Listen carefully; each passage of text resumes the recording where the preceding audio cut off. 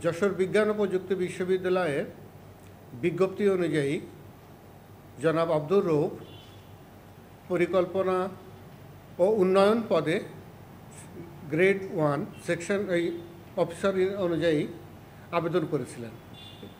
এই আবেদন Regent board তার যোগ্যতা মাপকাঠিতে না পড়ায় তাকে ওই পদে নিয়োগ না দিয়ে তাকে অন্য পদে নিয়োগের জন্যে সুপারিশ করে। কিন্তু বিশ্ববিদ্যালয়ের ভিসি জনাব আব্দুস সাত্তার বিশ্ববিদ্যালয়ের আইন অনুযায়ী এটা মহামান্য চ্যান্সেলরের নিকট প্রেরণ করবার জন্য কোনো প্রেরণ না করে এটা সম্পূর্ণ গোপন করে তিনি আব্দুর রউফকে অন্য পদে নিয়োগ দিয়েছেন।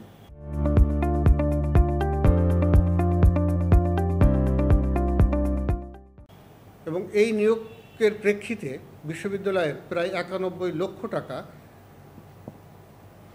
খরচ হয়ে গেছে, যেটা বেআইনিভাবে এই অর্থ প্রদান করা হয়েছে। এই ক্ষমতার অপব্যবহারের জন্য তার বিরুদ্ধে দুর্নীতি দমন কমিশন আইনের মোকদ্দমা দায়ের হয়। আজ তিনি আদালতে আত্মসমর্পণ করেছিলেন। আত্মসমর্পণের প্রেক্ষিতে আদালত তার জামিনের আবেদন নামঞ্জুর করে তাকে জেল হাজতে প্রেরণ করেছেন। তিনজন আসামির ভিতরে একজন ছিলেন কুষ্টিয়া ইউনিভার্সিটির প্রো ভিসি জনাব ডক্টর কামাল উদ্দিন আহমেদ, আব্দুর রউফ এবং যশোর বিজ্ঞান প্রযুক্তি বিশ্ববিদ্যালয়ের ভিসি জনাব ডক্টর আব্দুস সাত্তার। বাকি ডক্টর কামাল উদ্দিন এবং আব্দুর রউফ ইতিপূর্বে আদালতে আত্মসমর্পণ করে জামিনপ্রাপ্ত হয়েছিলেন।